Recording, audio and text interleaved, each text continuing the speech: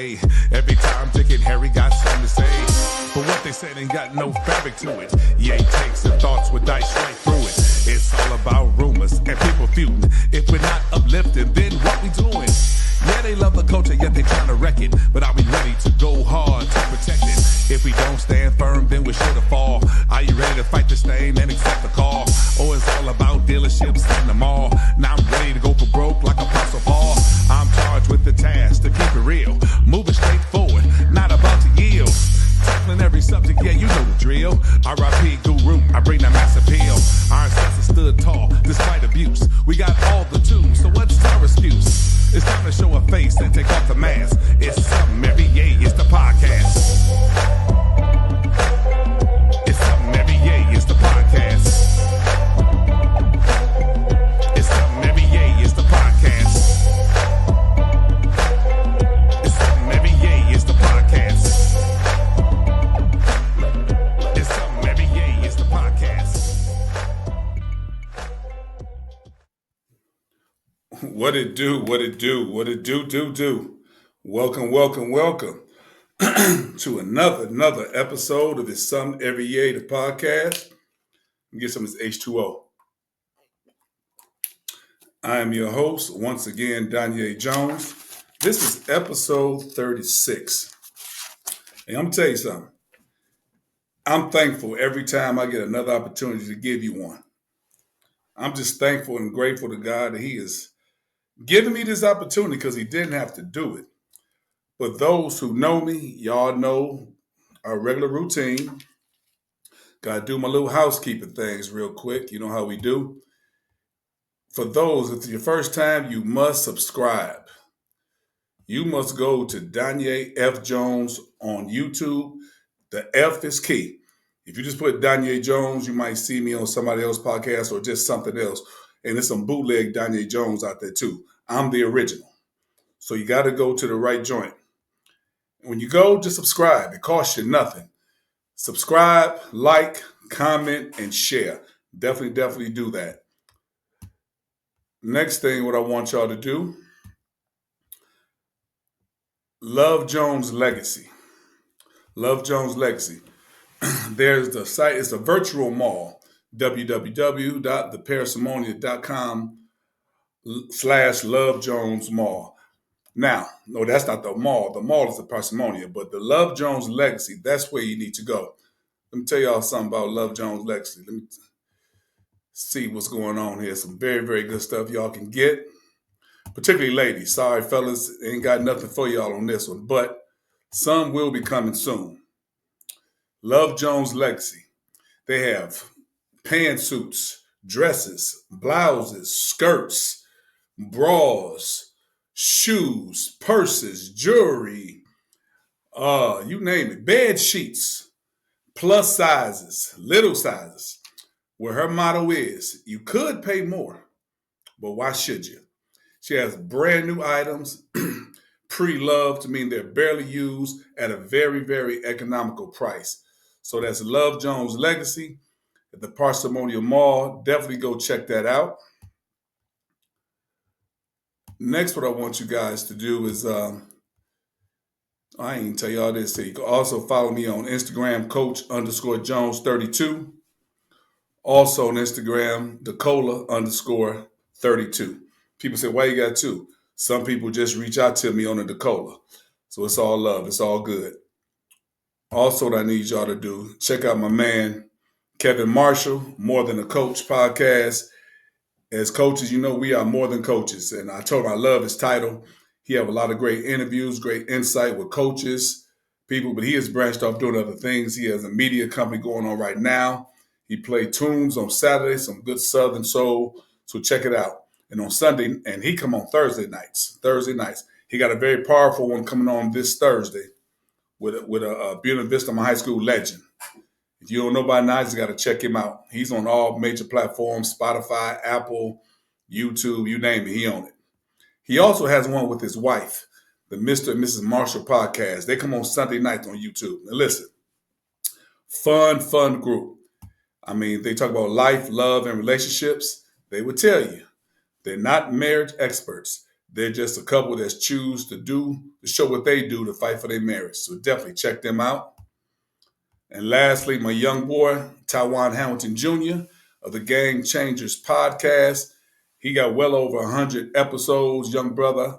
He was one of my earlier in-studio guests. So definitely check him out. Whew, there we go. Got all my little housekeeping joints out. This is probably one of my favorite times of the year, March Madness time.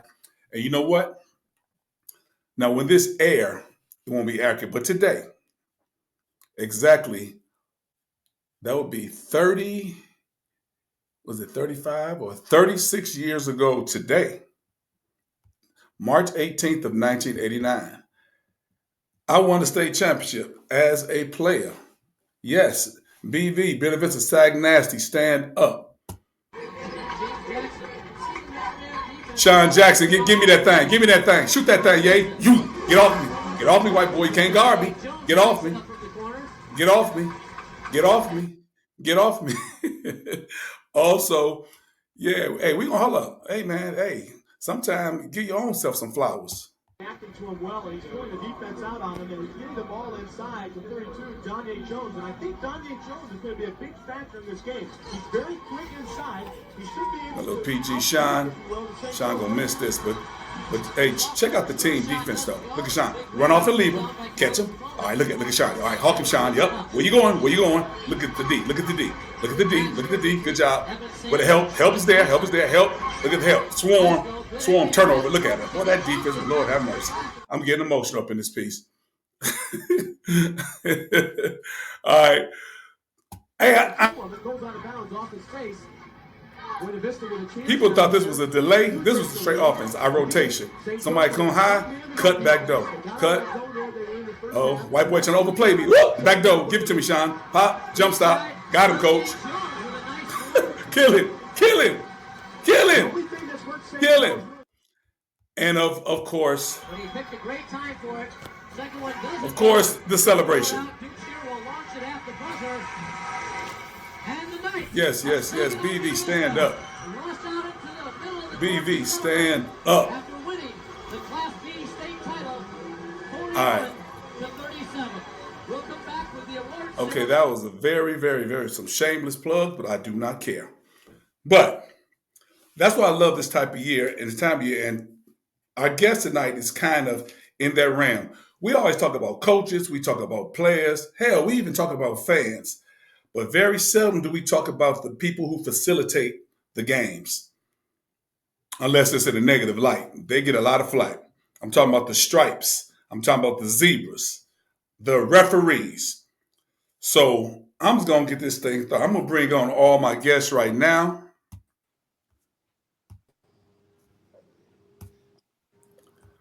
Gentlemen, how you doing today? Good. How you doing? Doing great. Okay, right. y'all. Right. We have some officials up in this piece here. Some certified joints up in here. All right, I'm going to go around here. First, we got Vincent Jackson, officiating in the state of Georgia. Also, he's official in the state of Michigan, certified in both states. My homeboy, Prim May, certified here in Illinois, the old Chicagoland area. And coming straight from California, it's still early where he at, y'all, so that's why he all chipper or whatnot. That's right. Straight from California, Lamont, Montgomery. What's up, gentlemen? How y'all this evening? Good evening. Good evening, brother. Yeah, Hello, good. hello. Welcome. So, yeah, man, so I want to just bring you guys on today because, like I said, people always talking about referees and usually in a negative light. You know, I coach. I don't receive texts. I just like to have conversations with referees. I have meaningful conversations. I do not harass referees. But what we would do first, we can kind of do this popcorn style. You can chime in when you want. But how did you guys get involved with officiating? Like, what was the mindset? Why did you all get involved in officiating? Whoever want to go first, go ahead. Well, me personally. Oh, by the way, I'm Prem May. I'm a Grambling alum with my boy Ye. He was a senior. He graduated. He was a senior when I got there as a freshman. So I think I got there in fall of '94. He was probably already gone, but when I got down there, all I heard was a cat from Michigan named Ye Jones. He locked you up on defense. You can't score 5 points on him. That's what I heard. Then That's cool. long story short, I left Grambling in '99, got married, met him up in Chicago. Long stories. I said, wait a minute. I went to a church. I said, this guy look familiar. He a deacon. I said, no, not Danye, a deacon, not the Danye that I know. Not the Danye. I'm not gonna tell no stories, but not the Danye I know. When we played pickup games, he used to come back to Grambling doing Spring Fest and things like that. And I saw a guy in the church praising God, and I said, wait. Told my wife because my wife attends this church. I said, do you know that guy? She said, yeah. She said, he's a deacon. I said, Danye? And he looking at me. I said, this can't be Danye that I know. Not Grand Fam. I said, if God can change somebody, he can change him. I know I can change. Won't he do it? He did it. And I said, wait. Yeah, and he was up there preaching and saying, Lord be with. I said, wait. Just 10 years earlier, he was, I ain't gonna say that, but anyway, yeah, okay. But anyway, you know what I'm saying? And so we played pickup ball at Grambling, and he was right. He's a certified defensive stopper. So when I got up here, I was coaching rec ball. I got my son involved, and I used to get on the refs. And I said, well, you know what? Let me get on the dark side. I call ref in the dark side.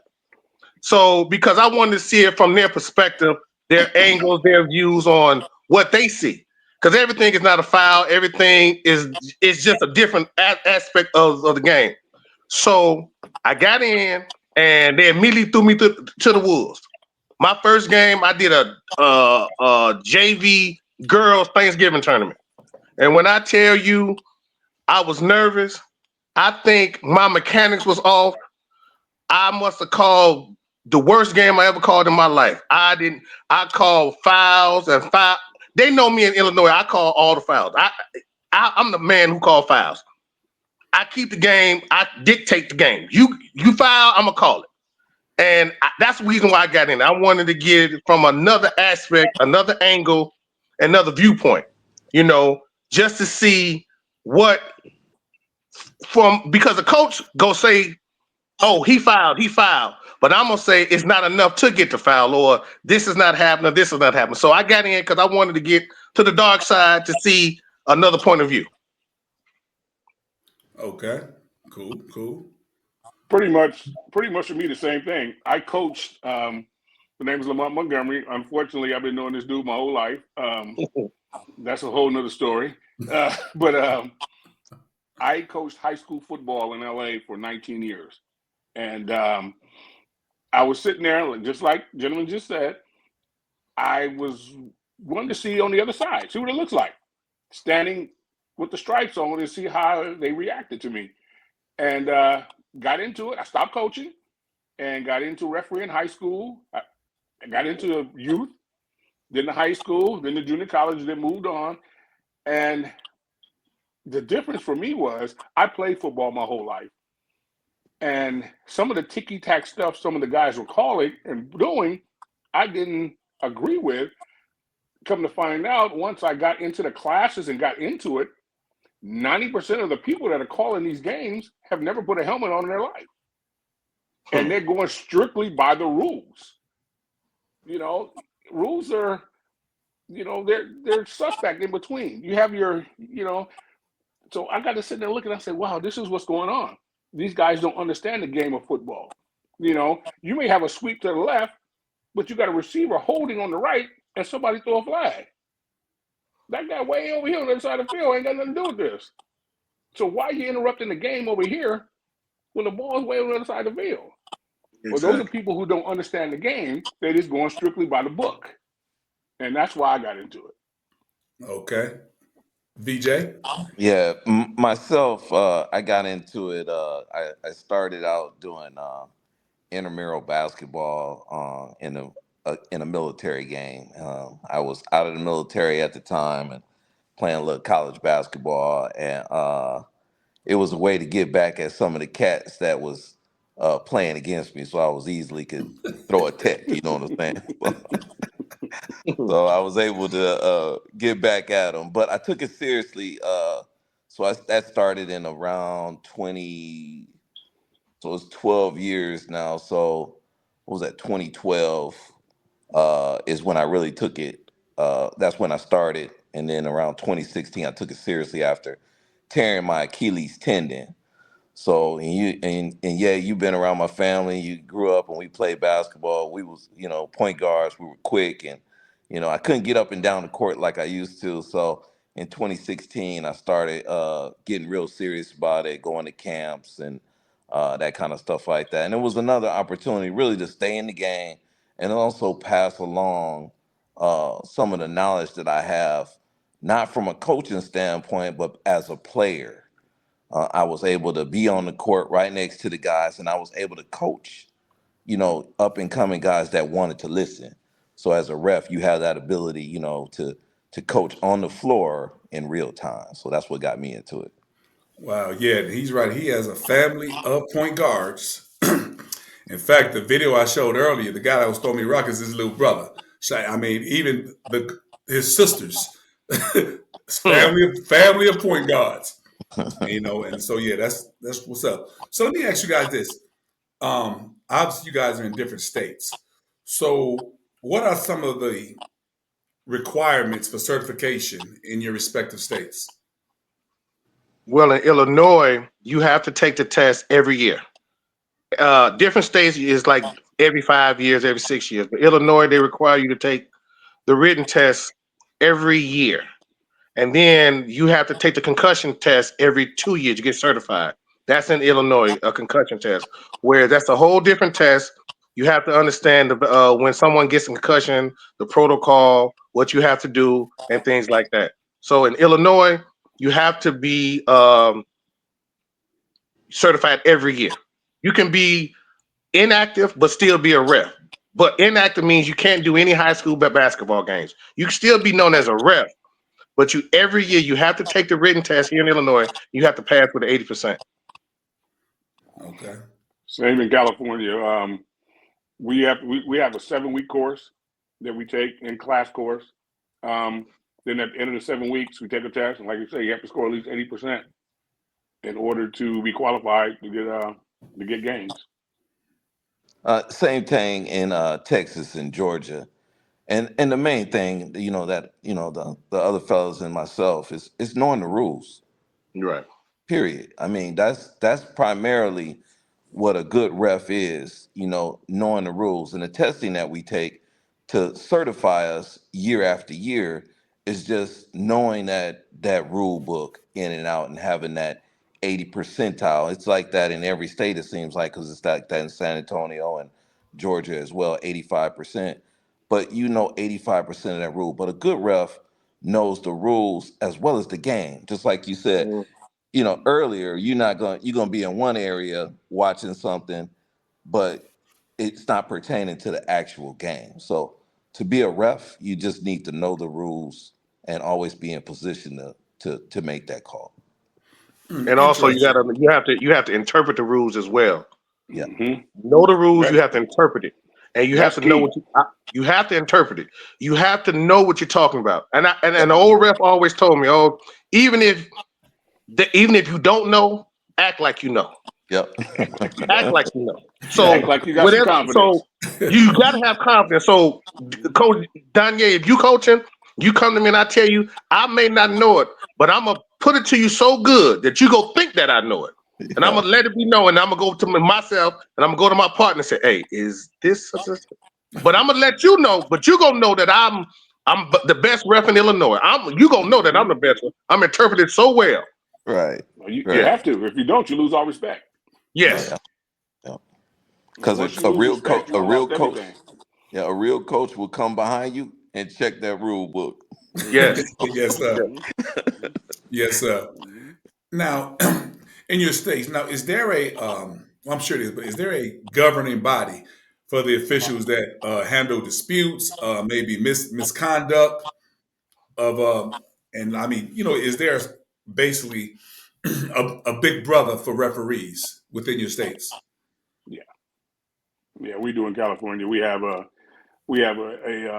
every one of our games are sent in. If there's a dispute, it sits into the CIF office in California, and it's reviewed by them. Yeah, same thing in Texas and Georgia.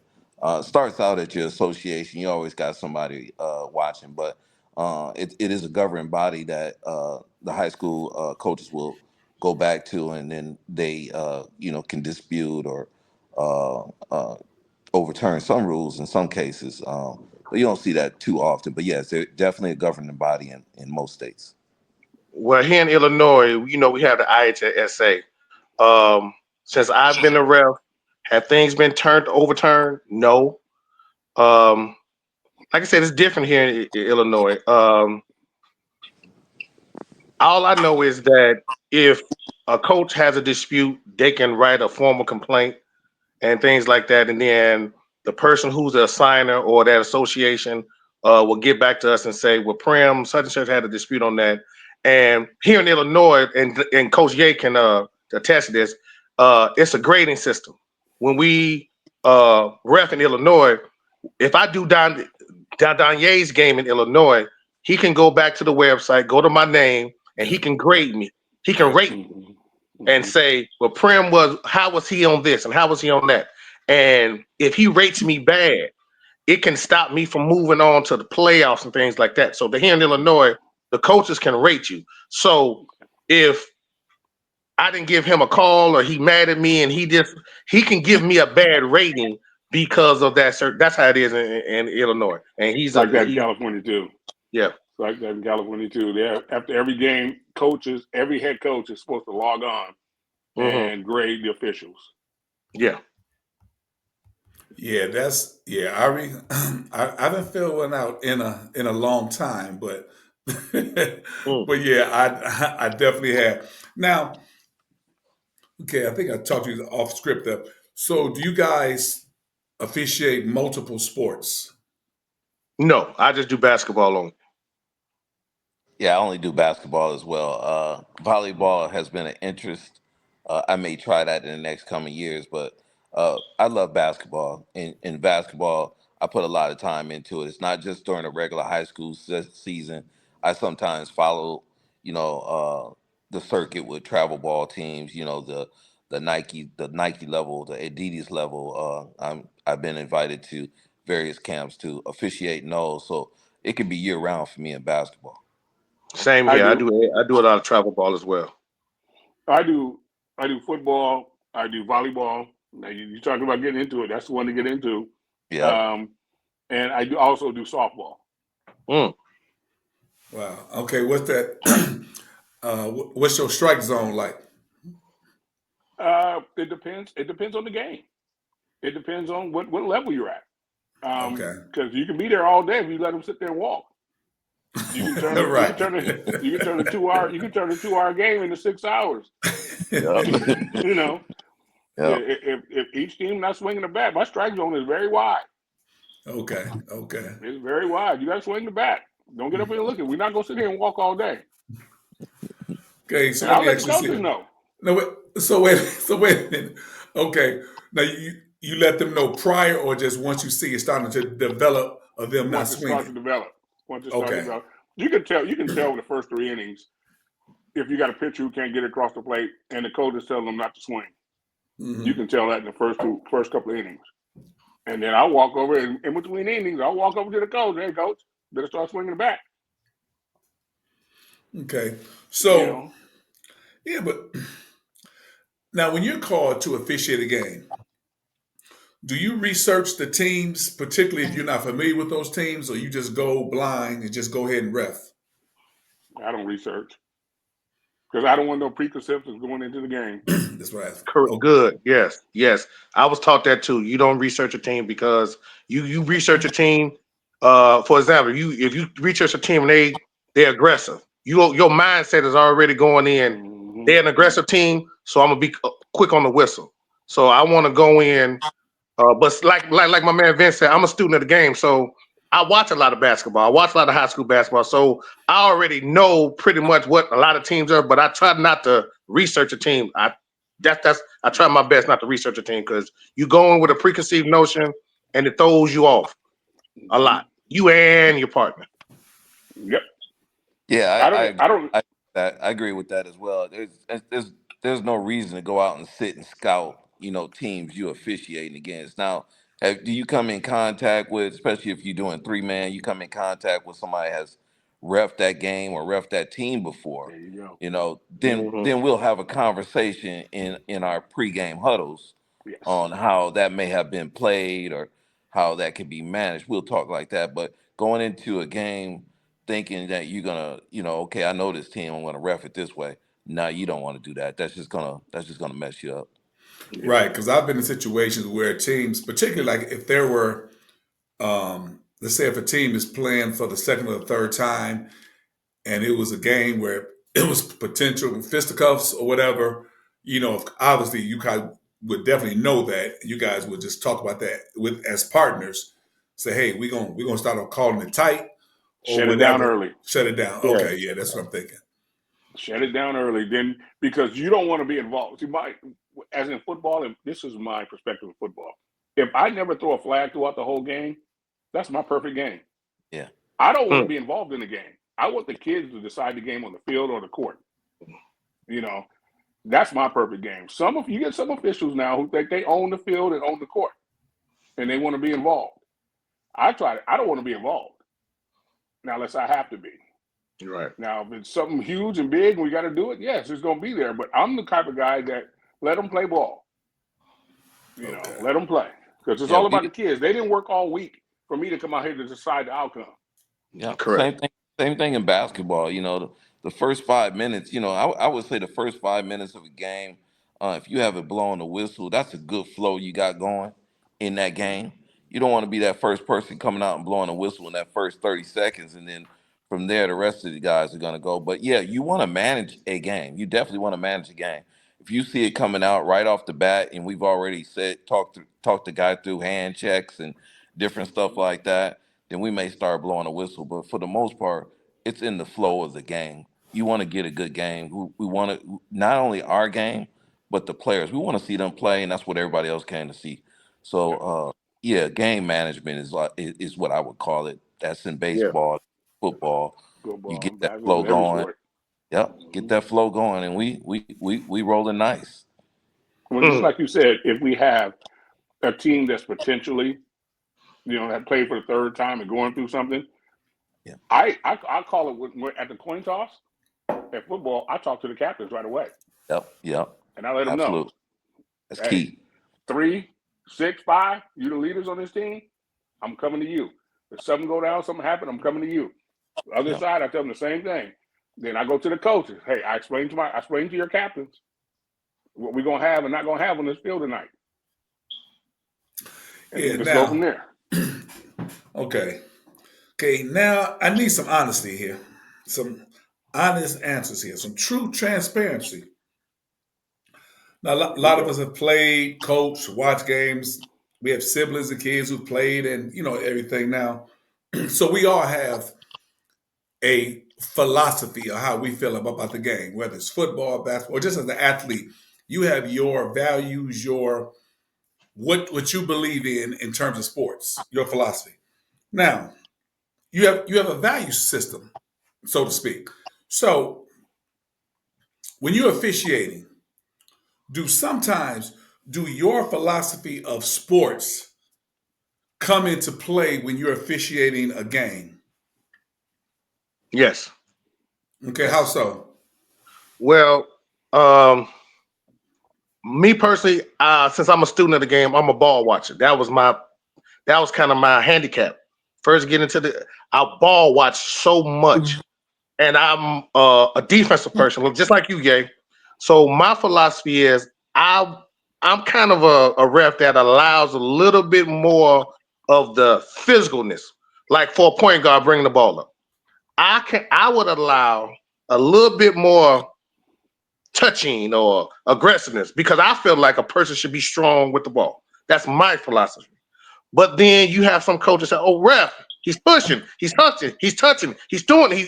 So I had to take my philosophy out because I'm human and I have to adjust to the game because maybe let's say I'm at the lead, I'm sorry, the trail, and my partner Vince switches and he calls it a little bit tighter. That's not his philosophy. That's mine. So I have to kind of adjust to how the game is being played. So for a while, first couple of years, I was using my personal philosophy like I'm tough nose defense. You got to be tough down there. You got to be tough. But then I had to change that, get out my feelings and my personal philosophy, and officiate a better game. So I had to adjust the way I call in certain aspects of the game. Testing me. Yeah, I had done that before. Well, just like you said, the number one thing when you first start repping is ball watching. Yeah, That's the number one. That's the first thing you got to get out of when you start officiating. Is ball watching. When I first started football, I'm an umpire. I'm in the middle of the field. I'm watching the ball everywhere. I didn't see nobody hold, grab, do. I'm watching the football, which is not my responsibility. But I had to learn that. But that's the hardest thing to do. Is not the ball watch. Difficult. Yeah, and to chime in on that, the word philosophy. I mean, what exactly does that mean? You know what I'm saying? It's a mentality, a state, right? Like you, as you said, in the beginning, as refs, we all did it. Ball watched. We all had that as a player. I'm protecting my point guards. Big men pushing around.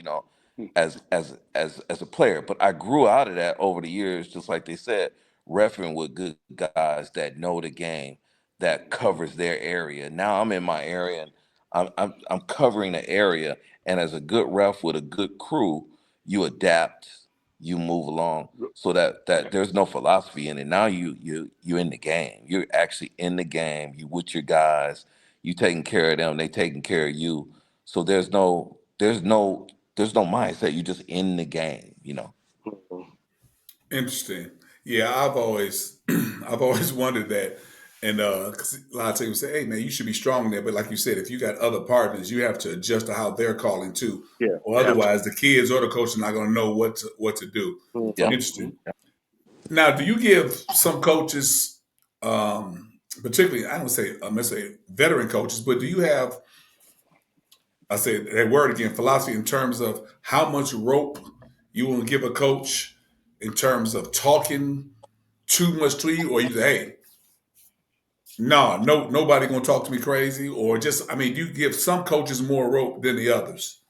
Well, for me, see, here in Illinois is when you give a tech, the officials have to write a statement after every game. When you give a tech or you throw a person out, you have to write a summary of why you did it. So a lot of officials, including me, don't want to give techs because we don't want to do the paperwork afterwards. And I'm gonna be honest, we don't. So we have coaches that start from the tip. Vincent can tell you, start from it. As soon as the ball go up, ref. It's just so you try to ignore it. Then second quarter, okay, coach. Okay, I got it. You coach your team. I'm a ref. We go easy.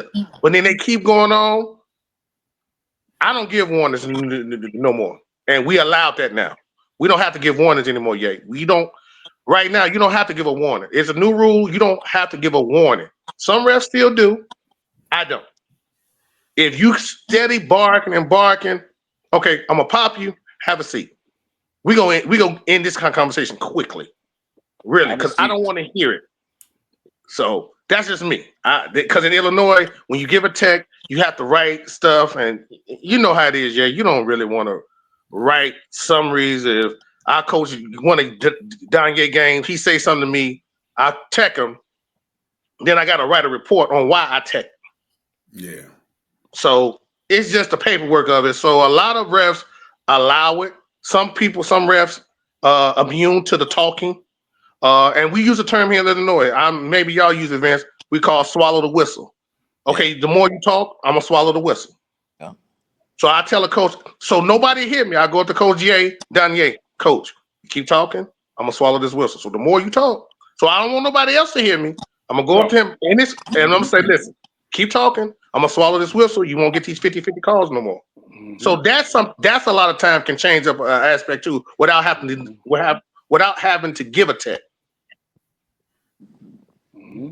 Well, that's nationwide. It makes it all the way to California. It's a known thing, brother. Hey, close your mouth, sit down, relax, or I'm gonna swallow this whistle. Yeah, You it's know? same thing in Texas. Yeah. I'm new to Georgia. This was my first year here, but in Texas, I remember one of the games. I got a warning about a coach before I even stepped on the floor. They said, "Yeah, he gonna yell. He gonna be in your face. You know, all that kind of stuff." And the coach didn't recognize me. I was a new ref in San Antonio, and he came over and Gonna he try questioned you. me. Yeah. He said, "Where you from? You know, where you ref at?" I said, "I done college ball in Michigan, and you know, I'm here now, and this is my first year." And he said, "Okay." First 2 or 3 times out, he yelled at me, "Oh, you out of spot, you out of position, blah blah blah." And then, second time he came down, I came down and yelled again. But then he realized, I was calling the game. Mm-hmm. I didn't even hear him. I had him blocked out. Um, Yeah. and by the end of that game, he came up to me and said, "Hey man, you really good." He said, "You really good." So they're gonna test you. Big Yeah. Yeah. They're test gonna you. test Big you. test. And that's the thing. Can they get to that one ref to sway them just a little more on their side? It will be those. But then over the years, as we all refed in our own associations, they know us just like we know them. So yeah, there's people that we want to come out and we're gonna get that warning right off the rip. We ain't gonna take it. We're gonna get that next whistle is gonna be like, "Hey, coach, sit down, that's your warning." And then that's it. They know they're not gonna play with you. They know us just like we know them. So yeah, we'll be tested, but they'll know a limit and then they'll stop. So we don't Yep. come out with the preconception, I'm gonna tee this guy up, but they also know don't mess with that ref. Right. See, here's my favorite thing. This is how I get them. I ignore them, right? I ignore them. They be yelling at me. I mean, act like you said, block them out. Yep. Then I might run by one time where he real close and say something. One guy told me, he said, "Damn, you ignore people like that all the time?" I said, "You must not be married." And I kept on going, right? When I came by the next time, he said, "I'm not messing with you no more, ref." That's a good one. Listen, hold up. I'm sorry. Listen, what you just said, I have to shift a minute. I think one of the funniest things on Martin, when Martin and Cole and Tommy was telling Martin, Gina had him whipped, and he was talking to Stan, his boss at the radio station. He said, "Stan, they say I'm whipped." Stan said, "Hold up, Martin, let me ask you a question. I'm gonna tell you if you whipped or not. When your woman is talking, do you ever catch yourself listening?" So if you listening, I guess you might be with because they doing that. That's funny. I'm sorry, You you whipped. crazy. Yeah, Okay. I tell him all the time, brother. Yeah, he ignoring me. Why you? Right. You must not be married, brother. Right. Well, So He just laughed. Next time I came by, we was cool after that. I had no more problems with him. right. now check this out. I know every coach, player, general manager, anybody who's a athletic director who's affiliated with the team want to know this question: is a foul or a penalty in the first quarter the same as it is in the fourth quarter? Yes. Foul is a foul. Okay. Whether it's 8 minutes on the clock when it started or it's 2 seconds on the clock at the fourth quarter. If you foul, is a foul. A foul is a foul. There's not in the rule book that say to determine when can you call a foul. Call a Now, foul. Brother Lamont said you want to let the kids dictate the game. But if it's blatant foul Blatant at the fouls, end yeah. of the game and it's a shot, a reasonable shot, I'm going to call it. I don't care if it's 7:55 or 0:02. I'm calling a foul Yep. is a foul. Okay. Yes, it is. A foul is a foul. So if I get on here and say no, it's not the same, then I shouldn't be wearing the stripes. A foul is a foul. It's But a see, violation. you establish that early, though, yeah. You Yes. establish that early. If you do that, if you call that foul in the first quarter, and you call it in the third quarter, that lets your coach know it's going to be called in the fourth quarter. Yes. Okay. It's one You word let that for it. be known. Yeah, One word for it. Consistency. Yes, consistency. That's it. consistency. That's it. That's what a That's coach it. asks for. You're gonna be consistent with that foul in the first. You're gonna be consistent with that foul in the last. Yep. It's consistency. So if I'm coming out and I'm blowing that same whistle in the beginning, that first 2 seconds, I'm gonna call that same whistle in the Last last two 2 seconds. seconds. Yep. Yeah, Exactly. Just consistency. consistent. That makes a good rep because then it's just like repetition. You consistent. You're gonna consistently do the same thing over, and they can consistently expect the same call. Hmm. You can't go any gray areas. Oh, this game's tight. We got to watch for this. We got to watch for that. No, just it's consistent game. Play your game, And brother. let me Play tell your you something, game. Ye. Let me tell you something, Ye. There's no perfect game for basketball. None. In football I've either. never called. I've never called the perfect game. Have I? I can say it here and say I've missed a lot of calls. I've missed Hmm. a lot, and Vince can say Hmm. I've missed probably Absolutely. majority of calls. I can admit that because I'm human. Hmm. But there's no perfect game. There's no perfect game. Yeah, I've heard stories about the teams that you coach. Your teams was always defensive minded and tough. That's how all the other refs say when they coached against you, when they refed against you and your teams, they knew they was getting a tough game. Mhm. They knew that. They said Ye's team was always tough, not dirty, and they give you compliment, Ye. They said you was a pretty good coach. Not Oh, dirty. You thank had you. some intense conversations. You know, No, and things I like had to that. But question that dirty part, but Oh, I stop you know. it. Stop. no. They said, hey, listen. They said Yates' team when he coached, he was pretty. He had intense conversations with the refs. I'm gonna say that it Yeah, got intense where he wanted to get his point across. We got our point across. But to his Val Vincent, he's a pretty good coach. I'm gonna tell you that he's a pretty good coach. I appreciate it. Yeah, Appreciate it. you don't have to give him a tech. If you didn't know, you don't have to give him a tech. But Oh, he's a he pretty know good when to coach. stop. He'll push the limits, but he know when to back Oh, well, off. he definitely gonna push the limit. Yeah. Yeah, absolutely. So now we're gonna again shift somewhere else. Now let me ask you this: from when y'all was watching, playing, and repping, we talking right now, 2025. From an official standpoint, how has the game changed, and has it affected the way you now call it? And when I mean the games you go, not just the game itself, the game, the coaches, the players, the fans, which we're gonna get into the fans next, but how has the whole atmosphere of the event itself changed, and has it affected the way you guys officiate? You go. It has. I'm gonna let Vince answer that one. I'm gonna see what he say. Man, that is a tough one. Yes. Real tough. And the reason why I say that is because there was no at the time I was coming up playing basketball. There wasn't all of these. What do you call them? These coaches. What do you call them? Guys that's out training. There's all these trainers and Hmm. parents wasn't paying to send their kids to get all of these hours of just you know of training. So the parents were invested in it. The kids are invested in it. It was just basketball. When we played basketball in Saginaw out in them little dirt bowls, it was us, and we was learning from each other. So when we go, play games, we picked up that talent from there. And so what I'm trying to say is, it's so much into the show now. It's so Yes. much you know, Yes. uh, kids sitting at home watching LeBron James do all of these kind of moves and Steph Curry and doing all these moves. It made it harder to ref now because now you got all of these Euro steps and you got all these things. So we've moved with the times on Mm-hmm. different calls. So our way of calling and way of watching the game is sped up and different things. So now you got the parents yelling at you even more. I think it's more because the parents now aren't just enjoying the players. They put so much money into these kids now. Hmm. Now it's like my kid can't lose. My kid can't lose. So my kid didn't do that. He didn't do that. He been in training. I hear that all the time. Like he worked on that just yesterday. It's a call. This is what we see. So for me, it's just so hard to really expound on that because the game has changed because the way we train our kids. And then when we come in to try to ref that, now we playing against all of these experts, which are the parents and all these people Hmm. saying that we're not making the right call because my kid was trained that way. So for me, it has changed because of the TVs and the LeBron James and the syndromes. I call it like that. So for me, My thing is, it's not fun for them anymore. It's investment.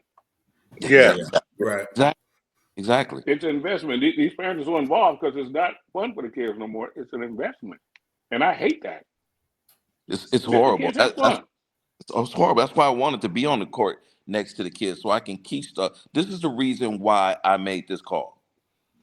This is why. And I'll even take a guy aside in a high school game and Mm-hmm. show them what I've Mm-hmm. done so that they don't make that mistake again. Mm-hmm. It's such an investment. The kids are just out there playing. Well, I Yeah. don't know if I'm gonna play next year. I've heard that from Yeah. good players. Yeah. Mm-hmm. Mm-hmm. I agree. I Because it's totally not agree. fun no more. God, I mean, it's. Like I said, in football, I'm 90% football. I do basketball, on the side, but I'm 90% football. I'm an umpire, so I'm in the middle of the field. I'm in all the action. I'm dodging people 24/7. Yeah. And I get an offensive lineman in there, and if I catch him, he got his hands a little something, hold it. Hey man, hey, slap on the egg. Don't get him out here. Get him in here, because you get him out here next time, I'm about to hit you. Keep him inside.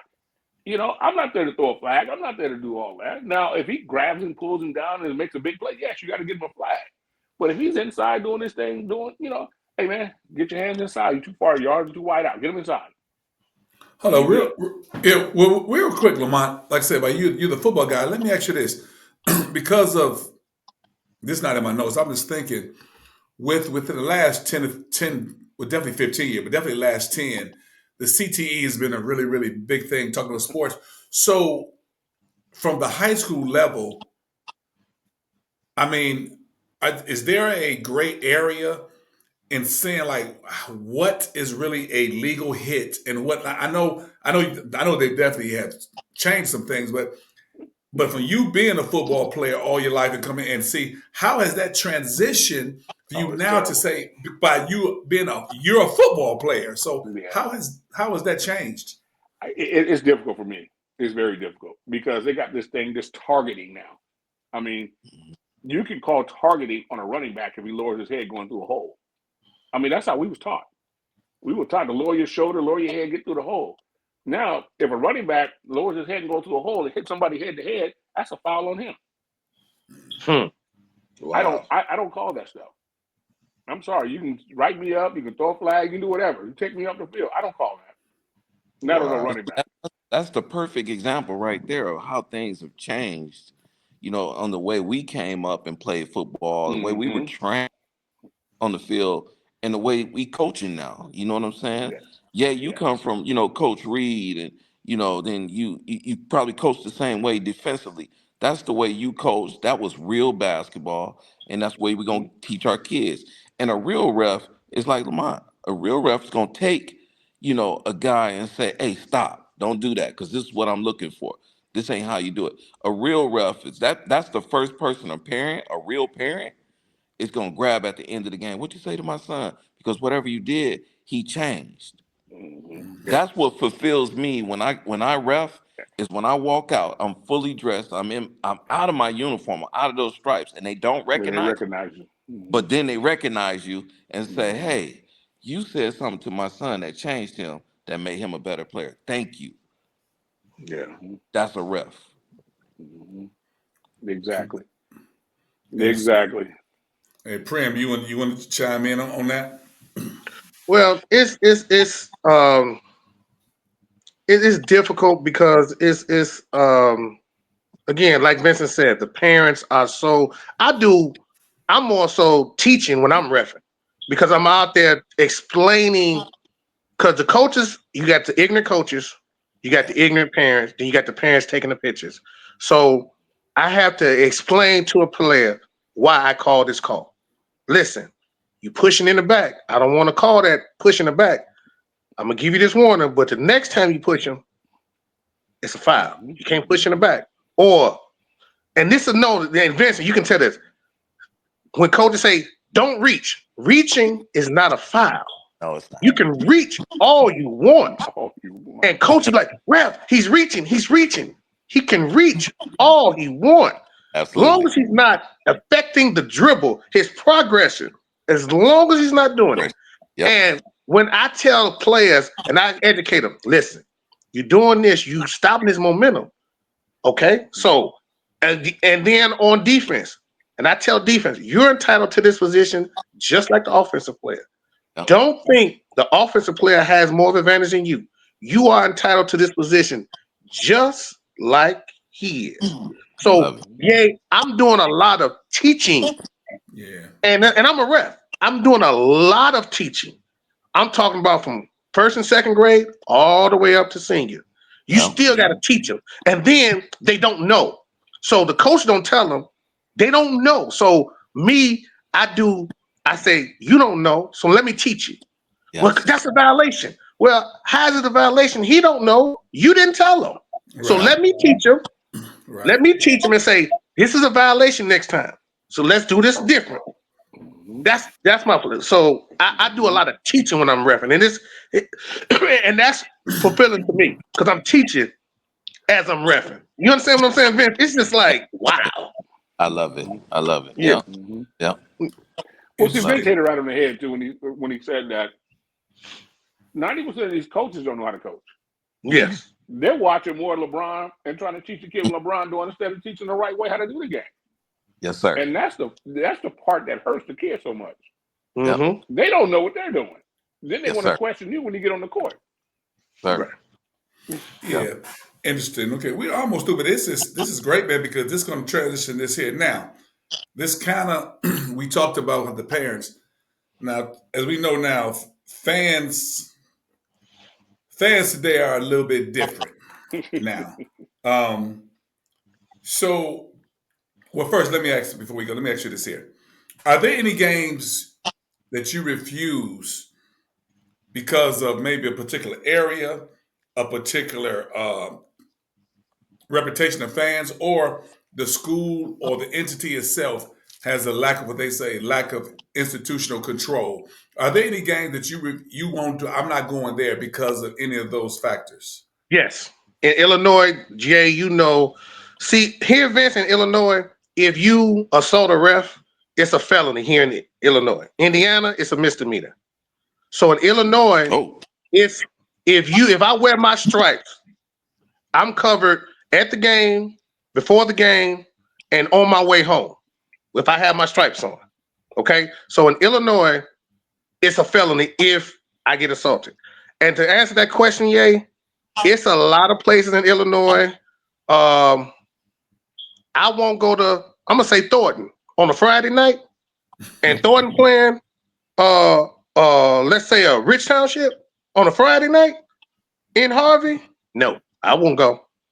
Chicago, in the inner city, over east at Bowen on a Friday night. No, I won't go. Oh, and we have what they call alternative leagues here in Illinois. Alternative schools have leagues. And these are troubled kids. So these kids go to school, their age is 16 to 25. No, 16 to 21. I'm sorry. So when you ref those games, it's police presence, and they give you a list of rules, Vince, to tell you, listen, rule number 1, call. Rule number 2, call. Rule number 3, call. Because those kids are somewhat behavior kids. And so you don't want to call text in those games because the punishment is severe for alternative schools. And Ye can attest to this. If you give a kid a tech in alternative schools, they can't play the next game automatically. That's a punishment. So when you do alternative school games in Illinois, you really, I personally take a bodyguard and give them half my salary, half the game fee, because you have to. Damn rule. I've never did a game, Ye, where they give you refs rules of what you have to do. Call, because it can turn left. So it's a lot of places that I don't go because of the, one way in, one way out. I look at the dynamics of where I go in different schools. Hey, is this security? If I see a security too friendly with the fans, I don't want to go to that school no more. No, I can't. No. I don't do youth. I refuse to do a youth football game, basketball game. I don't do youth at all. No more. Wow. I just won't do it. I won't do it. I Expound. just California, it's dangerous. Yeah, it's crazy. It's Yeah, dangerous. yeah, I I just, heard you the know, story. my last youth football game was, and I never should have done it. I got talked into it because it was a Pop Warner championship game between Northern California and Southern California, and the higher division, the 14-year-olds, and it came down to the last second. Um, we had an official on the sidelines that it was a long run. It was a 12-12 score. Guy from the school made a long run down the sideline, running, touchdown. The official running, trailing with him, ran into somebody on the sidelines. He throws his flag, right? Come back, he's like, what you got? He tells, well, I hit somebody on the sidelines. We're sitting there, and I blame the head official for what happened. The guy said, well, was it a player or was it a coach? He was like, it was somebody on the sidelines. It was like, well, it's a non-player foul, so the touchdown counts. Right. It's gonna come back on the kickoff. No, the head official was like, no, here's where he dropped his flag. He was like, no. So we argued I stood there and held the ball for 20 minutes because I knew I was right. But I'm the umpire. I'm not the white hat. Yeah. So he made the final decision, right? Call the touchdown back. And they 15-yard penalty from there. They turn the ball over. The guy gets the ball, kicks the field goal, wins. The other team wins. Man. And brother, we couldn't get out of there. Wow. Ooh. Could not get out of there. And that was the last youth game I did in my life. And that was 10 years ago. And I was out, never do another one. And leading up to that, it was more and more of it leading up to that. But that was the bottom line. I'm the same way. But just like these two gentlemen talked about, it's by experience. Yeah. That I blocked the game. I blocked the game so that it wouldn't come up on my schedule when the assigner was assigning games. I block do them. that too. It's just so it's, as soon as I know what schools I'm not going to, what areas I block that game, and it's by experience because I've done it. I haven't not turned down a game unless I've been there and been through it, and then that's when I'm like, just like the youth league right there. I ain't messing with no more youth league, and we've worked ourselves up to that because. As a good ref, our life experience is in the game, in officiating the game. My first year is totally different now from my 12th year. My 12th year, I can probably walk into any gym now and be respected just on how I cover my area, how I stand, how I carry, how I dress. I'm respected as soon as I walk in the gym because they see, okay, his pants is neat, his shoes is neat, he's got on all of the certified official stuff.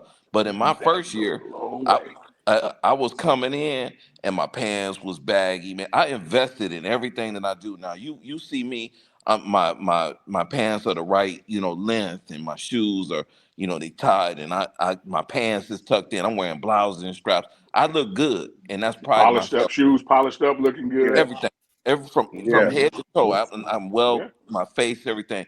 But I walk into that game just like I go into any other game, just by experience. I learned from that first year to this 12th year on how to carry myself and what games I don't want to do. It's all by experience. So yeah, I And block. to touch on that, Vincent, and as officials, how can we how you say you can't wear earrings, you got to be neat.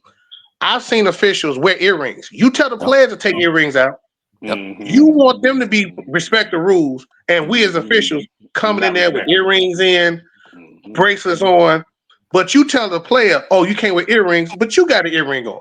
You have earrings, and I tell my partners, hey man, how you officiating? You got an earring, but you told this player he has to take his earrings out. So you have to lead by example. You have to come in, Absolutely. tuck your uniform, tuck your jerseys in. I tuck my top in. I try to look presentable. If I feel like my shirt is coming out, let me stop. Let me put my stuff in because I want to be presentable. I hate, and it bothers me when I see officials, wearing earrings. It bothers me because we tell the players don't wear earrings, and they do it. Mhm. And then I had some officials say, well, I'm the adult. It doesn't matter. Doesn't Right. matter. Doesn't matter. You have to, Doesn't matter. if you want them to take the earrings out, I'm going to take my earrings out. Now, you can wear a wedding band. That's fine. Yeah. Fine. But when you wear earrings, that's a pet peeve of mine. That's all. You want the kids to wear, abide by proper protocol, we need to do the same. So to And touch on Vincent, yeah, you got to be neat and presentable. and it's like Vincent said too. Your assigner knows you. Yes. They know they know where they're gonna send you Yes. Right. to certain Yeah. games and certain Okay. if you got a tough game over here, and okay, I got my three tough officials, I'm gonna put these three together to go Yep. work this tough game over here. Sir. Yep. They know what Yeah. they're doing. They put you in certain places Yep. Mm-hmm. on certain Yeah. games. And you can, I just remember, but I'm kind of, I love hood games. I love coaching the hood games. If I got some, particularly when I know I got some cats, Yeah. Oh yeah. you know what I'm saying. But Yes. there have been times, like I said, where I said, oh man, and I see the officials there. I said, oh, this could get crazy. So I'll have my conversation with my players or whatever, and we got the bus. I would say the same thing. I will tell y'all when it's time to get ignorant. Mhm. I will let y'all know because sometimes you might have to go ahead and throw them things to get out. Like I said, I've been on a bus. I go that story. I've been on a bus, been shot up. One of my players got shot on a bus, and just being at those games, a strong officiating crew goes a long way. So with that being said, in terms of, I want to show y'all a couple of videos, and I want to. I want to get a response, and I really appreciate. I know it's real late, but Good. I definitely appreciate y'all. Let me go here first. Hold up. Coach tell his players, we're going to go get him. It's a story we've been covering for nearly 3 weeks after the attack was captured in this viral video. Several people approached the ref on the court inside Stronghold Christian Church in DeKalb County. He takes a swing as they surround him, but soon the group brings him to the ground. They kick him and they hit him. Referee Sidney Freeman says it wasn't even a crazy game, so he never saw the violent attack coming. I've never met the coach before. I've never seen the players before. I've never reffed their game. What made you that mad to come at me like that? I still haven't figured that out. And that's the part that kind of hurts me the most is it's still a game. Now look at these pictures that Freeman shared with us, pictures of his injuries. He said he had blood coming from his ear and his head. That led him to needing about 20 stitches. The referee says even though that attack happened, he's not going to stop doing the job he loves. Oh, okay. Thoughts? Hey, listen. Hey, number one, you can feel the tension before that happened. You can feel it. Some things can be unpredictable. What I saw in that video was, what disturbed me was the people fighting him, but what's most disturbing, his partner standing there. If I'm reffing with Vincent, and Vincent see me getting whooped and he's standing there, me and Vince gonna have a problem. We got to see me when I get healed up. Me and Vince, no. We're partners. So if Vince sees me and vice versa, if Vince sees me getting hit like that, Vince, when I get healed, Vince, you got to come meet me somewhere, bro. We gonna have to talk. Yeah. Yeah. Without I'm a with doubt. you. That was the I'm first with thing that popped in my mind when I saw the video too. No. Because listen, my 2 hands can't deal with all them hands, but 4 hands is a little bit better. Yeah. That referee Ye was standing there. He walked the other No.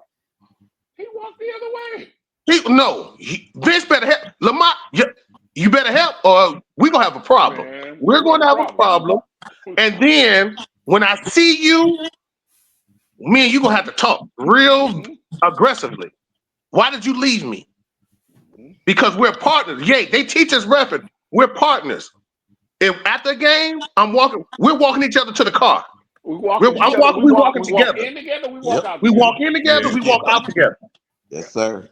No, Yes, sir. I will have a problem with my partner standing there. And I don't care. And those kids, if you hit me, if you 6, or 66, you getting hit. You get getting hands put on you. Yeah. And I don't care, woman or man, grandma, granddaddy, pastor, deacon. If you touch me, and these two officials standing there, oh, we gonna have a problem in Jesus' name. Yeah, we gonna have a And problem. you know what's crazy is that you talking to 3 different guys in 3 different states, and it's the same mentality. Yeah, Same mentality. It's the same mentality. We walking in together, we leaving together. I ain't leaving my fellow ref hanging like that. And it's, and just like you said, you know, it's, you feel that tension. You feel yeah, that during the game. Now, is there an official that may be doing some stuff that's a little bit, you know, kind of wacky that might get them in trouble? Yeah, it might be those. I've had guys that's in there and talking to the yapping to the crowd and different stuff like that and going up and down the court. But again, that's my partner, and I'm talking to him at the same time. You need to stop that. Yes. yeah, Yes. yes. You need Yes. to stop what you're doing right there, because that's gonna end up bad, and that's where that tension come from. Now that ref in that video may not have been that person, and he just jumped him, but I am not leaving that man by himself. Even if I No. take a lick upside my head, I'm either gonna drag his butt out of there. We running out of there together, Together? but he ain't being left in there by himself, because that's just No. wrong. That's No. wrong. Okay. That's wrong. Now it's funny. I'm Prim. I'm glad you actually took.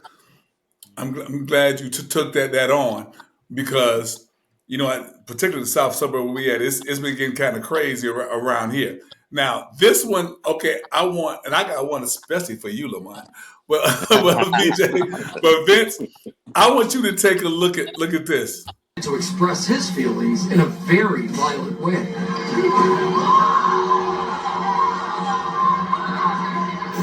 A parent of one of the players came running at full speed and hit me in the back. It immediately threw me down face first onto the court. 911. Hello? Hey, your phone dialed 911. Is everything? Yes, I called 911. We are in Kenmore Middle School having a basketball game, and one of the parents attacked the referee. His nose is bleeding.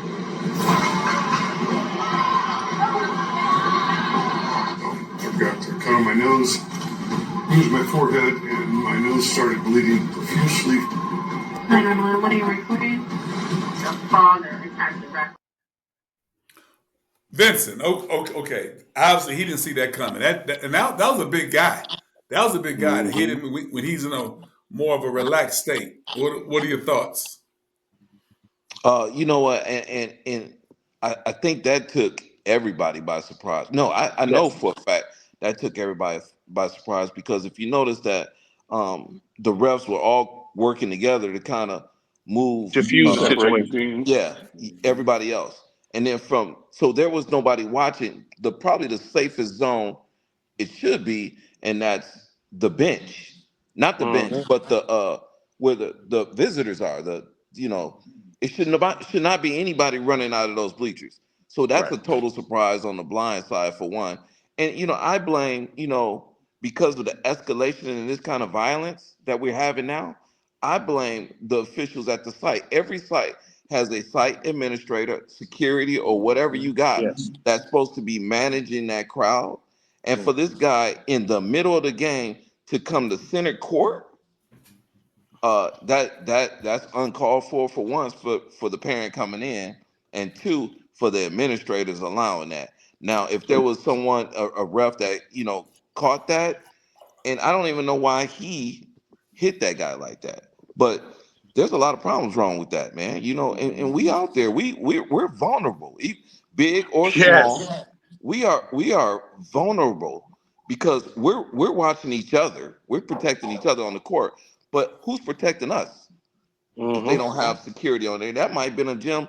That looks like a middle school game, to be honest with Yeah, you. that's what it looked like to me. Yeah, a, it looked a like a middle middle school school game, game. from the way the gym was set up and that kind of stuff. You would never expect anything like that. So that's what we're challenged with these days, man. Kind of watching ourselves and keeping ourselves in a safe position, because really, most of these are short staff and we're not protected. So And it's the that's why it's a shortage of refs. yes, For that very reason. yes, sir. And what I took from the video is this.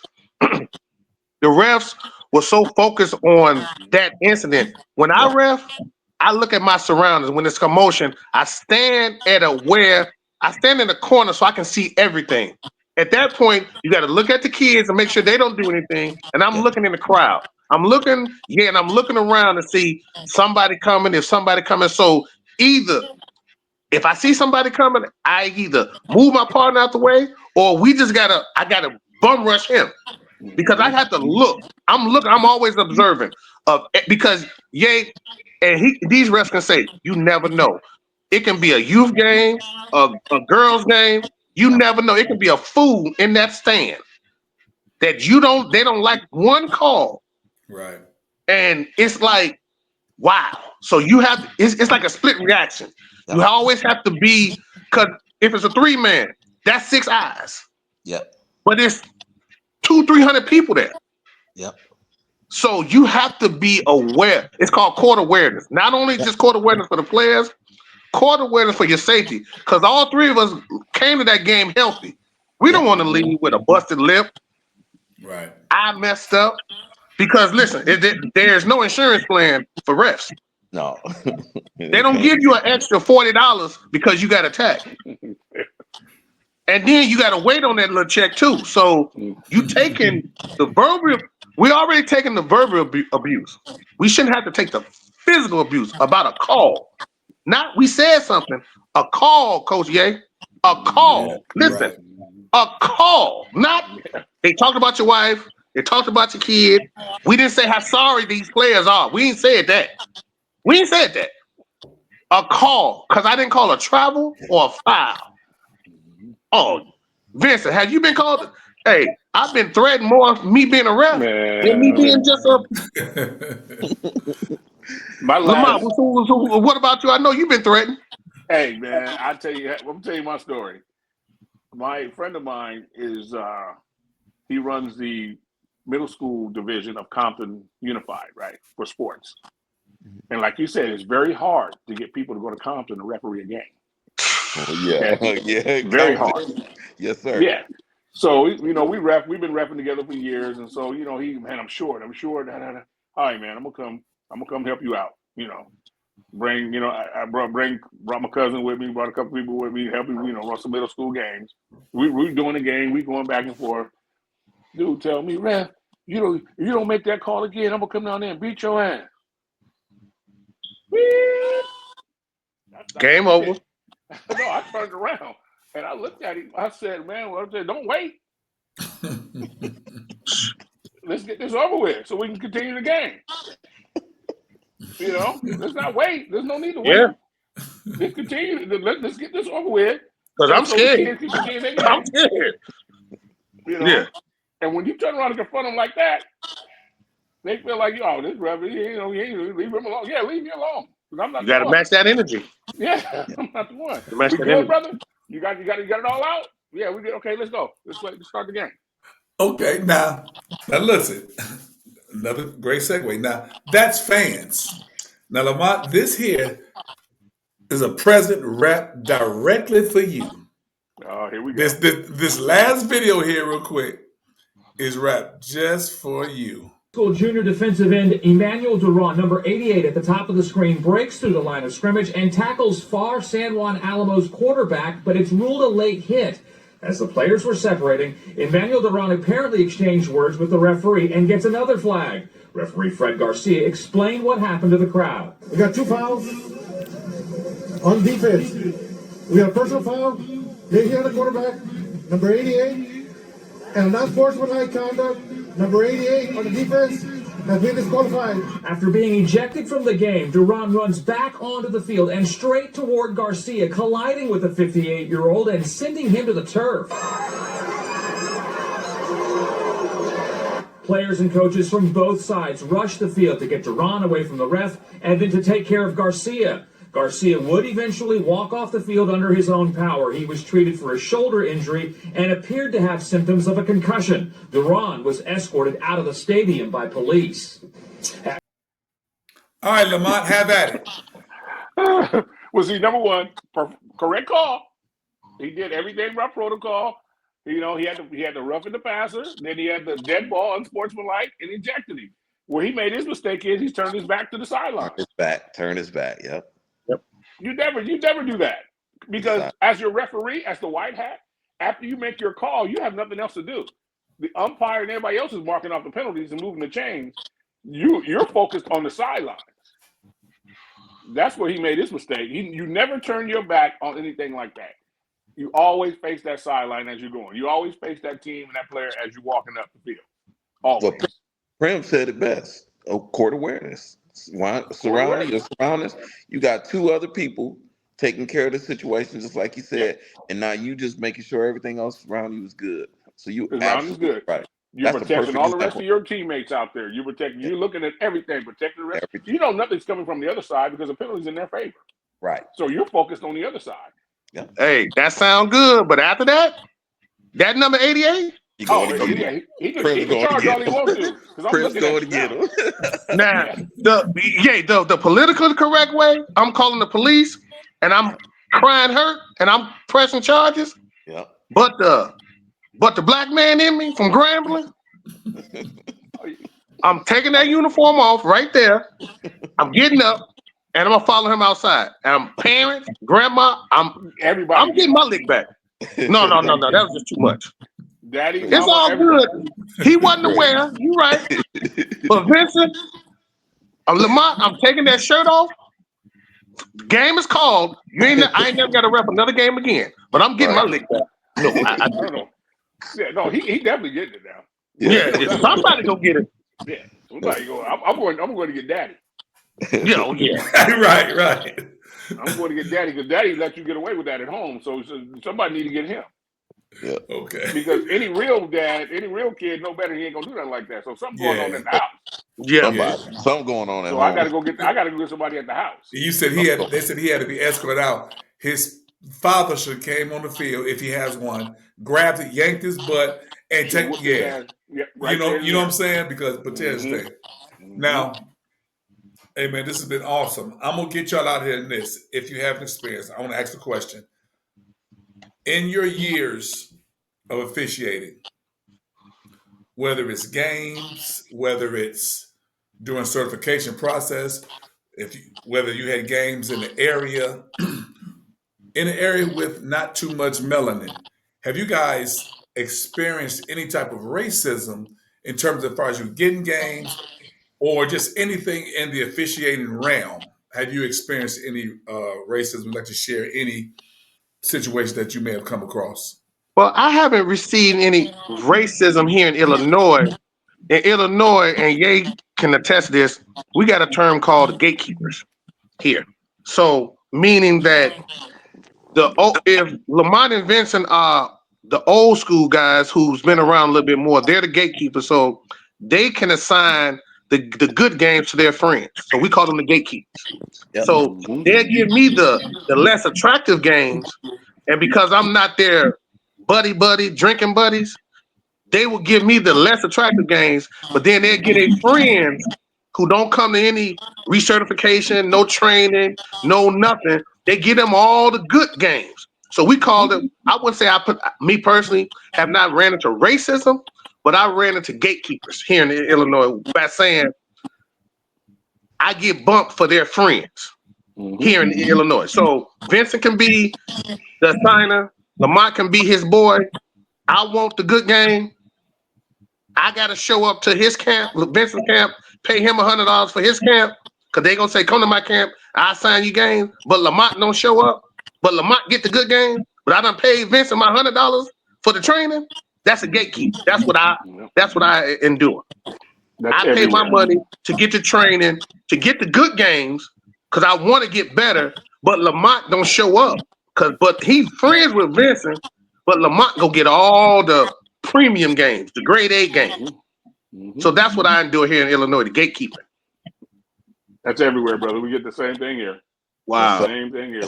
We got my signer for football. Luckily, he's my boy. You know, we've been together. We've been friends for 20 years. But I see what's going on.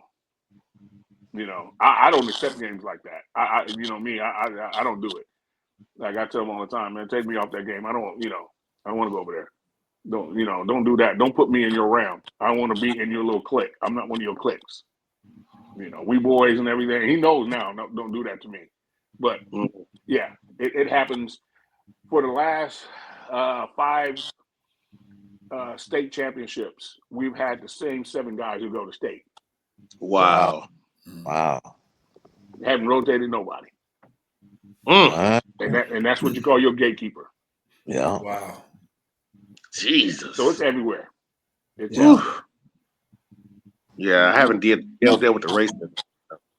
No, I haven't had too much racism. But if those gatekeepers, of course, in any industry, you look out for your boys, but that gatekeeper is kind of first cousin to the racism tip when they have that good boy club.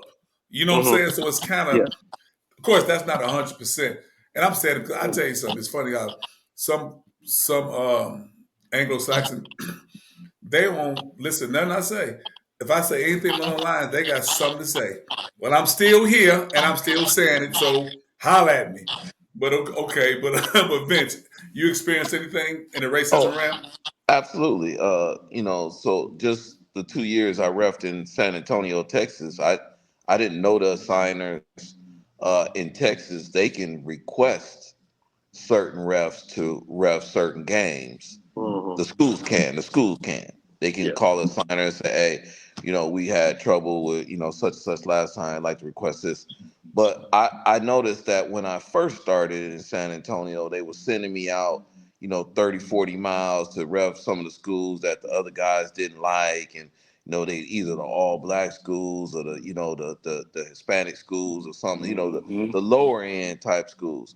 And just like Lamont and Prim said, in all honesty, I saw that in my second year, the signer put me in a clique. So I was doing the summer leagues. I was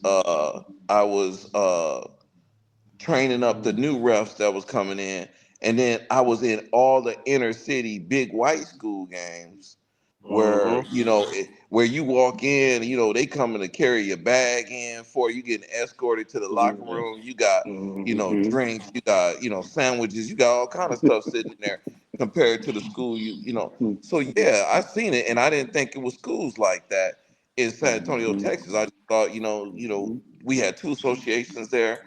But yeah, once that assigner, I started getting asked for, and then the assigner himself, white guy, my whole association was, either Hispanic or white. It wasn't no brothers on the board.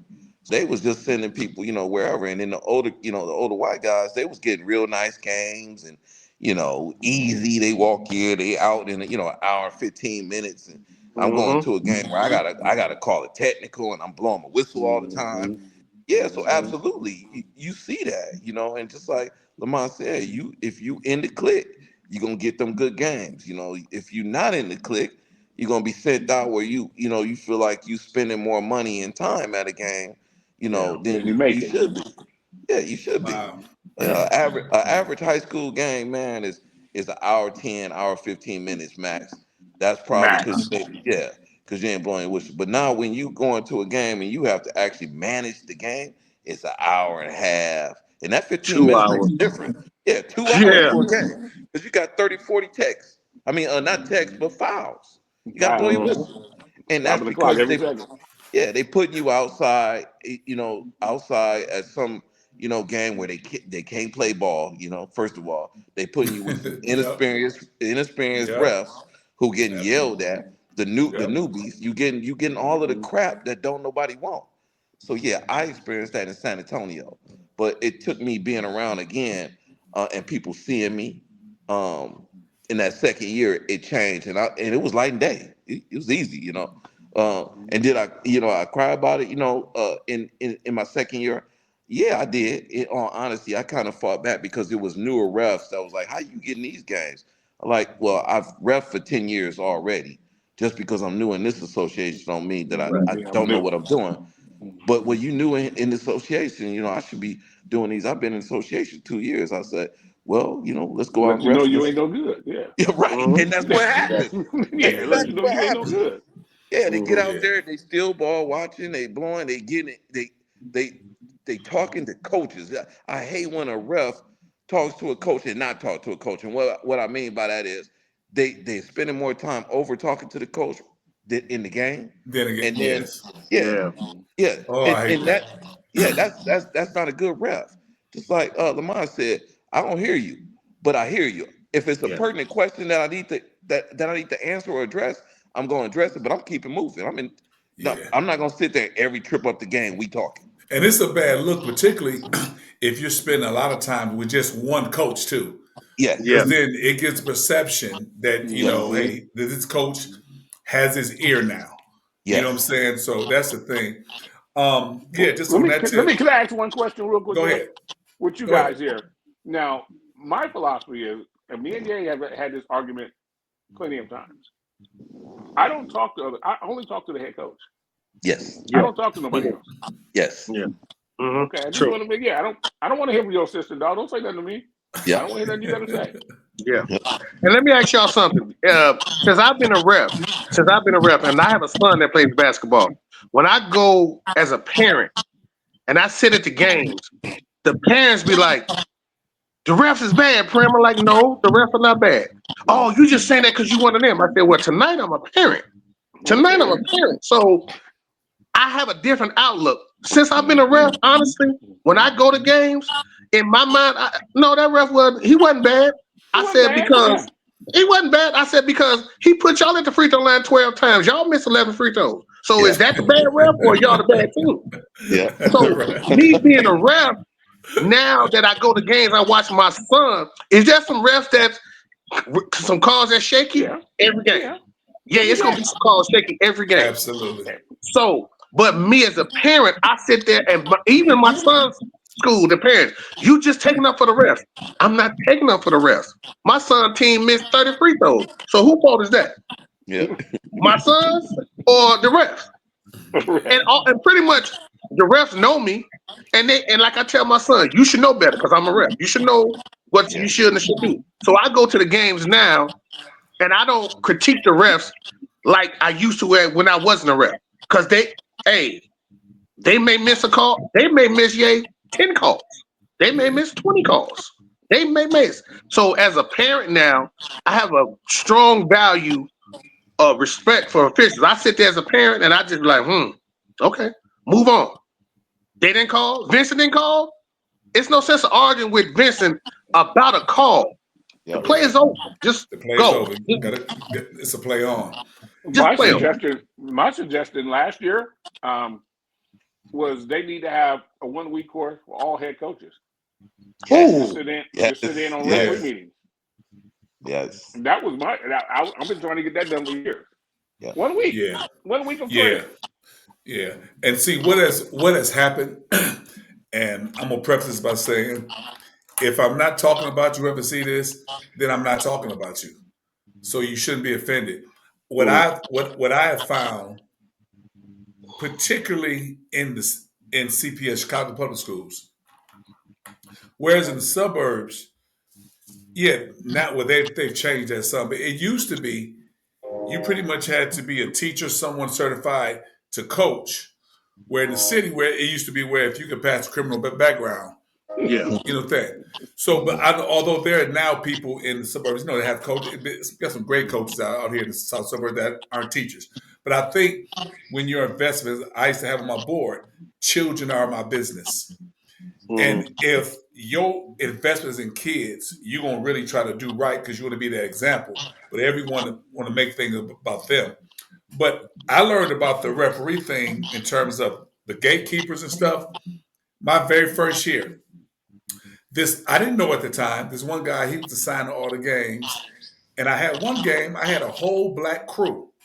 Had never had an all black crew. This was 1998, 99, and the brother said, like, "Hey man, who does your games?" I said the guy's name. I'm not gonna say it here. I hollered at you about Prem because I think he's still doing games. Older guy. He said, "Yeah." I said, "Really?" He did. He said, "Well, next year you think maybe I can, probably do some games." I got it because I said, "Well, yeah. Hey, give me a number, brother. The black dude. Hey, I'll let the brother get some of this money." So the next year, the guy who was running everything, and when I say he had a monopoly, and he had a monopoly on, and what really made that, on all the black schools. He had Prairie Hills, he had Brooks, he had Coolidge, he had Southwood, he had Durskin, he had Calumet Park, he had Washington, he had all these are great schools. So I'm like, so when I told him I'm going with this guy, then this white guy, he started dogging out the brother. I'm going. He was dogging him out to the point, and his guys don't come. So hold up, dude. I don't know him. But the way he was dogging out, I said, I'm definitely going with him now. The way he's doing it. So so every time his guys would do one of my games away, you could tell I could tell he told them. That's what I told my guy. I said, look, officials can't affect the game if y'all do what I ask y'all to do. Yeah. We gonna put them things on them early so the officials can't, affect the game. So I just see how that. Well, I hollered about to do Prim, but he had such a monopoly on everything. Yeah. And I heard he's still doing games. He's an older guy because he was older when I first started coaching. He was older than me then, so he has to be extremely. Hey, yeah, and I'm gonna say this to Vince and Lamont. What's the key word that I hate, that we hate as refs? That one word they say we do: cheat. I hate when people say refs cheat. So that's a strong word. I hate cheat. As Vincent and Lamont, when I'm reffing, all I hear is you're cheating. What I said, define cheating. I said, because we get a certain amount of game. I don't know these 10 kids. So I said cheating means you're getting an advantage, you're getting something in return. If I cheat. So is it cheating or I just didn't make a call? It's the difference. So when I asked them to explain the term cheating, they can't say it. And Gay, that bothers me. And you know what? When I hear a coach say you're cheating, I pop them. I don't want to hear it. Yeah, right away. I don't want to hear it. You say I'm cheating? You're coaching? You out here cheating? Pop, check, sit down. Why you say that? Hey, now you're personal. I don't let my players say it. That's personal. I don't let my players say it. I don't. Cheating, like I said, because again, I'm always a person. I'm always looking at what my kids did and what I didn't do. I used to say I'm not a stat guy, but that's a lie. I am. I look at box score. I say, okay, we did this. Okay, we are 6 for 20 for free throw line. Okay, so we got to the line a lot. We have 18 turnovers. See, the kids I have a problem when people throw the ball away. I said, because that's, of course, you ain't gonna make every shot, but 18, that's 36 particular points, and not to say that's a 3. If you 3 is more. So I look at those things. Yes, refs make bad calls, but to actually cheat, I don't let people say that. But when I was coaching, I don't allow kids to talk to the ref. You ain't got nothing to say to the ref. That's a grown man, grown woman. You ain't got nothing to say to them. That's up to me to talk to the refs. Don't you say a word to the refs. That's how I was. Yeah, that word cheat, it bothers me.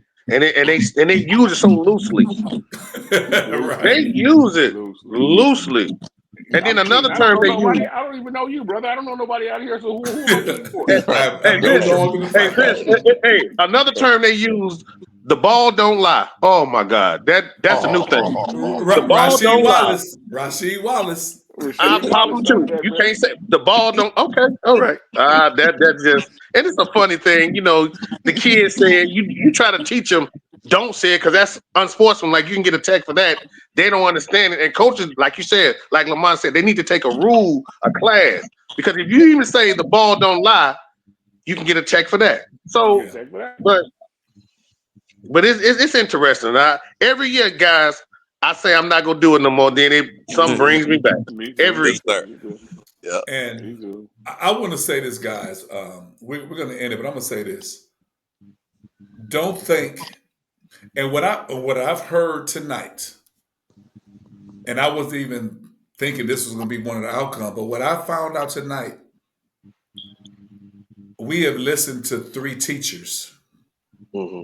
Everything y'all said was trying to teach kids, and also grow the games of your respective sports that you coach at, that you officiate. Yes. And because at the end of the day, you want the kids to learn, you want the players to learn, and even Lamont being very, very modest, which I don't understand because he's extremely arrogant. I'm not arrogant. Now hold up. If I'm not mistaken, that's the University of Southern California Trojan. But I ain't gonna throw all your stuff out. That is the USC game. He's trying to be modest. Now that was a couple of years ago. That was back in the young days. Now listen. Now see, Vince, I'm gonna tell you something. I'm gonna put him on blast. He came in. He called me. Thank God this didn't happen. Man, we had this thing at the church all day, and I cooked for the women. I was tired. He called me. They had like an overlay, and he probably had to spend the night. He was at O'Hare. And Prim, you know how people in Chicago say they love you. If they come pick you up from O'Hare, they love you. Yes. O'Hare is not in Midway. And I said, Yes. damn, I hope. He said, man, if I have to come get you, I'm going to get you. But if I'm not mistaken, he was on his way to be an alternate ref at the Buffalo Bills game. See, so I'm saying all that to say this here. He didn't mention this, but I'm going to mention it because you still, even in your positions, you have to be humble. Mm-hmm. And listen, I know a gang of refs. Couldn't have some of them Negroes on. Couldn't. And it was a couple white guys. One white guy couldn't go, oh my man. Well, you probably know the O'Neal brothers. I love them. All of them. They've done a lot of my game. But I'm just thankful that you guys and the kids don't realize it, that they are in good hands with you guys officiating. Because like you're teaching and you're being fair and you're being an example, and not just as an official, example of what a man looks like by standing on your calls, being respectful. And I respect what you guys absolutely do. And I thank you for taking the time at this late hour to even talk. And I hope I'm going to push this and I'm going to promote this more so for players and coaches and parents. I think this episode for players, coaches, and parents needs to be viewed because, and I want to put it out what you guys share because it's things that all of us can learn about this game of officiating because it is a thankless job. It's a thankless job. Yeah. And we're all human. We all humans. We all, they always say, stay out your feelings, ref. That's another term. But I'm human. I'm human. I have feelings. Right. So for you to say, stay out your feelings, I have feelings. I hurt. I cry. I get upset. So if you constantly telling me a pet peeve of mine, I wear glasses. If you say you're a 4-eye blind, that bothers me. But I'm human. So they tell me to stay out my feelings, but then when I tell a coach to stay out his feelings, oh, coach, you shouldn't say that. Oh, you accepted the job. Don't you hear that, Vincent? You accepted the job. You're supposed to take the verbal abuse. Yeah. I don't want to, and I even when my son plays, my son knows never talk. He'll look at me. You're never to talk to an official, and for them to say get out your feelings. Hey, okay. So I just got through reference tonight. I just did 3 games tonight, youth games, Lamont, 1st and 2nd grade, and 7th and 8th. And God bless you, brother. God bless you. Oh, and listen, and I'm gonna go put up and see. And I appreciate you and Vince because you on East Coast time if I'm not mistaken. So listen, 12:30. Yep. Yeah. So listen. Prim is the reason why we had to go on late. It is. He texted me. They gave me a 6, 7, 8 o'clock game. So I said, "Oh my goodness, okay." So yeah, I had to get. I get back to the youth, Lamont. So I try to teach. The little 1st and 2nd grade. They don't know how to play. So they telling me. Yeah, that's different. A coach I would do that too. Yeah. Yeah. So the coach is telling me you can call this travel, but you can't call that travel. There's only one travel, coach. But that's okay. So I get back to the community. You know what I'm saying? The little. So look, Danye asked me. I said I rushed home. I got out my stuff. I'm still in my uniform. Well, I you have to appreciate be witty with them, though. You have to be witty. You have to be witty as a referee. You have to be witty, and you have to be strong. Yeah, Vince, you need to come on to Chicago, man, and we got to get some games, man. Hey, Come on, we got. so when I was in Michigan, we would travel down for some travel ball in Chicago. So I did some travel ball out there, some of the travel ball out there. So I know it's some good ball out there. You know, Yeah. I really am honored by the opportunity to get to sit and talk to two good brothers, two good refs. And you hear some refs, Danye, that are all about themselves. But when you put a group like this together, they with the same mentality, I'm not used to that. You know what I'm saying? They talk the game the same way, they breathe the game the same way, and they get the same thing out of it. For me, I love the game. I love being around kids. I love teaching. And I said the same thing Prim said. I'm not doing it this year. I said when I came here to Texas, I'm making enough money. I don't need that money. But damn, I sat down for 2 months and I was like, no, I can't do it. I got to do it. You know what I'm saying? So like you now say, you don't do it for the money. I don't. You know, you don't do it for the money. Yeah, you know how much money is on the table that people owe me that hasn't paid me.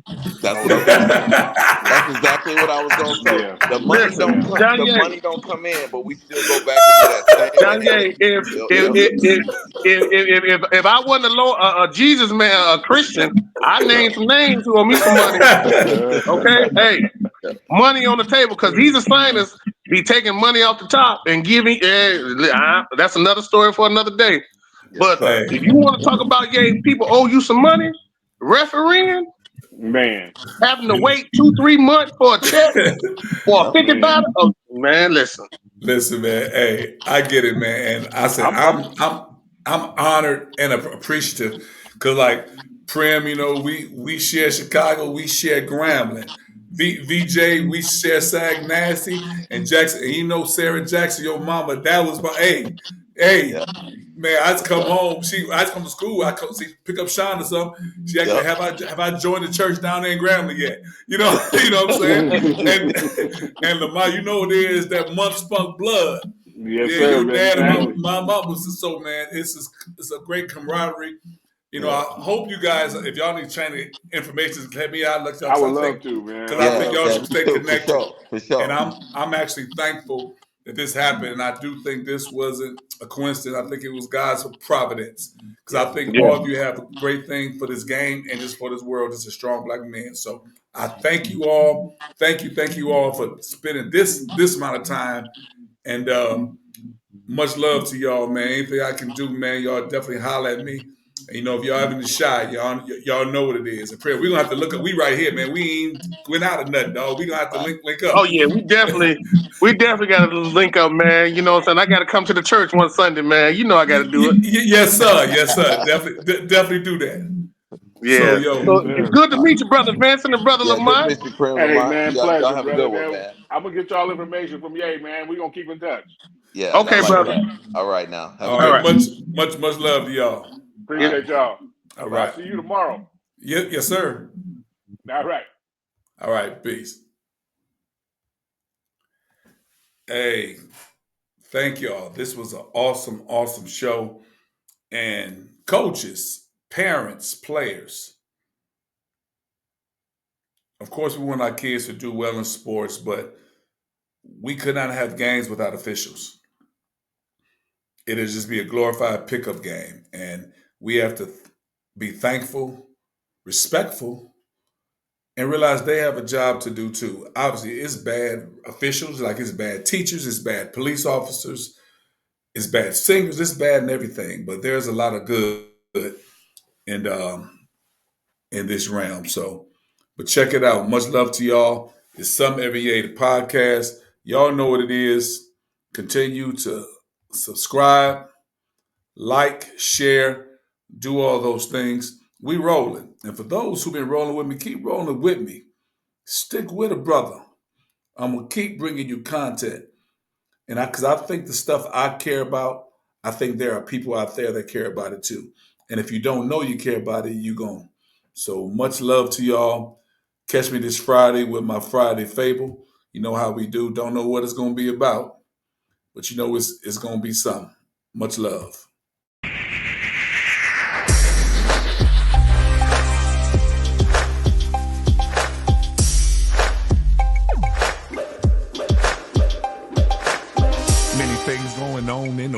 day. Every time Dick and Harry got something to say. But what they said ain't got no fabric to it. Yay takes and thoughts with dice right through it. It's all about rumors and people feuding. If we're not uplifting, then what we doing? Yeah, they love the culture, yet they trying to wreck it. But are we ready to go hard to protect it? If we don't stand firm, then we're sure to fall. Are you ready to fight the stain and accept the call? Or it's all about dealerships and the mall? Now I'm ready to go for broke like Apostle Paul. I'm charged with the task to keep it real. Moving straight forward, not about to yield. Tackling every subject, yeah, you know the drill. R.I.P. Guru, I bring that mass appeal. Our ancestors stood tall despite abuse. We got all the tools, so what's our excuse? It's time to show a face and take off the mask. It's something every day, it's the podcast.